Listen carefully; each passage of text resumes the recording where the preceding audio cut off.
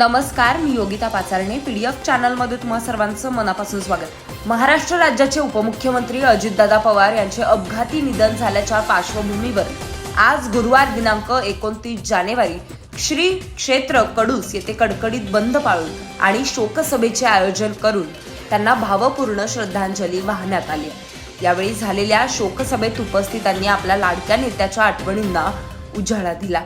या शोकसभेत भावना व्यक्त करताना माजी सभापती अंकुश राक्षे म्हणाले की वयाच्या 17व्या वर्षी माझ्यासारख्या कार्यकर्त्याला राष्ट्रवादी विद्यार्थी काँग्रेस संघटनेच्या अध्यक्षपद देऊन मला संधी देऊन माझा राजकीय प्रवास घडवला. केवळ पक्षाच्या साध्या कार्यकर्त्यावर विश्वास ठेवून एक पत्रावर विकास कामांना निधी देणारा एकमेव नेता म्हणजे अजितदादा पवार होते. माझ्या सभापती पदाच्या काळात विशेषतः कोरोनाच्या गंभीर संकटात दादांसोबत काम करण्याची संधी मला मिळाली. पहाटे 5 वाजता स्वतः उपस्थित राहून विकास कामांची पाहणी करणारा दूरदृष्टी असणारा नेता महाराष्ट्राला लाभलेला हा विकास पुरुष पुन्हा होणे नाही. राक्षे पुढे म्हणाले की दादांच्या अशा अचानक जाण्याने खेड तालुका आणि पुणे जिल्हा पोरका झालाय. त्यांच्या निधनामुळे राज्याची पुढील 20-30 वर्षांची कधीही न भरून निघणारी हानी झालीय. आता राष्ट्रवादीच्या ग्रामीण भागातील कार्यकर्त्यांची जबाबदारी आहे की आपल्याला जिल्हा परिषद पंचायत समितीची सत्ता राष्ट्रवादी या विचाराची आणायची आहे. हीच खरी दादांना श्रद्धांजली ठरेल. यावेळी कडूस शहर आणि पंचक्रोशीतील ग्रामस्थ, विविध संस्थांचे पदाधिकारी आणि कार्यकर्ते मोठ्या संख्येने उपस्थित होते. सर्वांनी अश्रू नयनांनी दादांना अखेरचा निरोप दिला. वसुधा राक्षे, शंकर कावडे, प्रियांका देवदरे, अभिनाथ शेंडे, कांचन धमाले, अनिकेत धायबर आदी मान्यवर यावेळी उपस्थित होते. दादांच्या नावाने राजगुरुनगरला मी दहीहंडी उत्सव घ्यायचो. कमी वयामध्ये अनेक निर्णय घेतले, अनेक संकट आली. कधी कुठली परिस्थिती आली तर दादा खंबीरपणाने उभे राहिले. पंचायत समितीच्या मागच्या आमच्या काही कालखंडामध्ये काही घडामोडी घडल्या. सन्मान्य आमदार दिलीप अण्णांसोबत आम्ही ते प्रश्न मांडायला दादांपुढे गेलो. इतका धीर दादा प्रत्येक गोष्टीला द्यायचे. घरातल्या एखादा सख्या भावापेक्षा जास्त प्रेम दादांनी आमच्यावरती लावलं. आणि खऱ्या अर्थानं आज पुणे जिल्ह्याची मी म्हणेल पुढच्या 5-50 वर्षाची हानी झाली जी कधीच भरून निघणार. अनेक नेते येतील, अनेक जण सत्ता घेतील, ताब्यात घेतील, लोकांची फसवणूक करतील. पण तुझ्या पोटतिडकीने ज्या प्रामाणिकपणाने दादांनी आजपर्यंत काम केलं करणारा नेता आम्हाला दिसत नाही. पण काही दिवसांपूर्वी मनामध्ये एक आनंद वाटत होता की ज्या पद्धतीने पुणे महानगरपालिका, पिंपरी चिंचवड महानगरपालिकेला पवार साहेबांची राष्ट्रवादी, अजितदादांची राष्ट्रवादी एक व्हायचा निर्णय झाला. खरं तर ज्यावेळेस दोन्ही पक्ष फुटले त्यावेळेस गुरुजी माझ्यासारख्या कार्यकर्त्याही सांगत होता की आम्हाला दोघेही सारखेत. आमच्या अंतःकरणामध्ये पवार साहेब पण तर अजितदादा पण. निर्णय झाले वर्षांचे, पण खालचा कार्यकर्ता कधी बाजूला गेला नाही.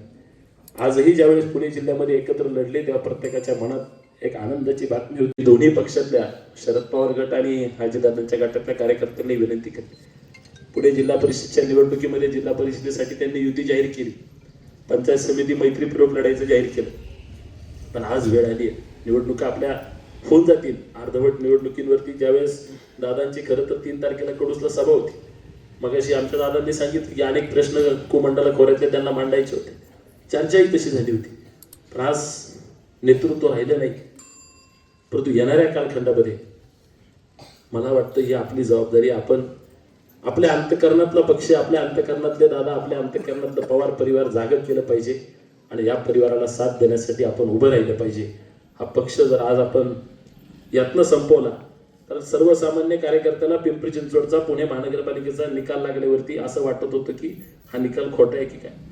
आम्हाला वाटायचं की इथं परिस्थिती वेगळी पाहिजे होती, किमान पिंपरी चिंचवड दादाच्या ताब्यात पाहिजे होतं. ती चूक ग्रामीणला भरून काढायची.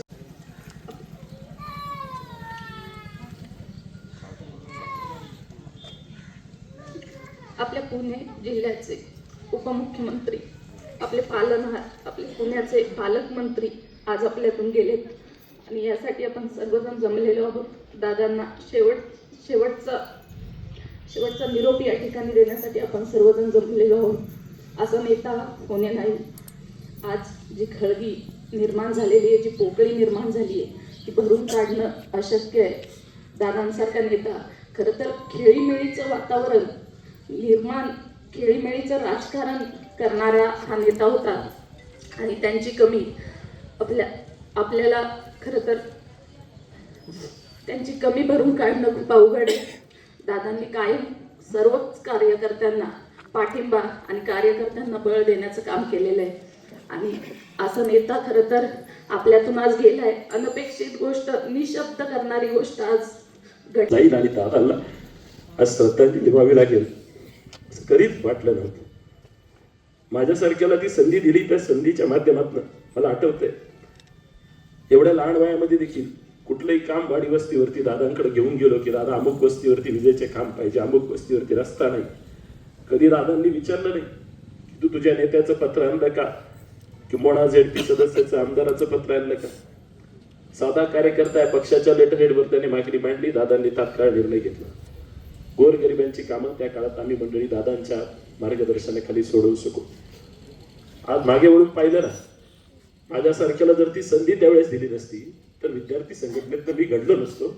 माझ्यासारख्याला पुणा ग्रामपंचायतचं सरपंच देखील होता आलं नसतं. पंचायत समिती सदस्य सभापती झाल्यानंतर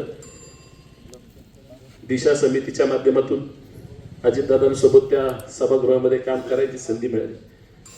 ज्यांच्याकडे पाहून राजकारण शिकलो त्यांच्यासोबत सभागृहात बसून आपले प्रश्न मांडण्याची संधी मिळाली. दादांची प्रशासनामध्ये काम करण्याची हातोटी आम्ही जवळनं पाहिली. पुणे जिल्ह्यामध्ये नव्हे, महाराष्ट्रामध्ये नव्हे, देशामध्ये असा नेता कधीच होणार नाही जो समाजासाठी पहाटेच्या 3-3, 4-4 वाजता उठायचा आणि 4 वाजता देखील 5 वाजता देखील कुठल्याही कामाची पाहणी करायला दादा जायचे.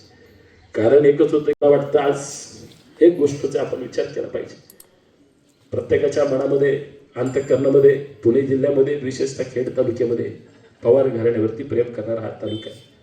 या तालुक्यातली छोटी छोटी कामं असतील, रस्ते असतील, विशेषतः धरणं असतील, या तालुक्याला सुजलाम सुफलाम करण्यामध्ये पवार घराण्याचा सिंहाचा वाटा आहे. नंतरच्या कालखंडामध्ये राजकारणात अनेक बदल झाले असतील, पण आज आपलं अंतःकरण जागं झालं पाहिजे. ज्या परिवाराने, ज्या पक्षाने आपल्याला सर्वसामान्य माणसांना आज इथपर्यंत पोहोचवलं, आज त्यांच्यासाठी तुम्ही आम्ही उभं राहिलं पाहिजे. कधी कधी वाटतं की आता हा पक्ष चाललाय बोलायचे, काय महिला बोलायच्या. दादागिरीतला दादा नाही, तो दानशुरातला दादा गेल्यामुळं तुम्ही आम्हाला फार दुःख होईल एवढं त्या ठिकाणी सांगतो. आपल्या सर्वांच्या वतीने दादाला अंदाजाने पुष्पाळी वाहतो या ठिकाणी दुःख बंद करतो. धन्यवाद. रामकृष्ण.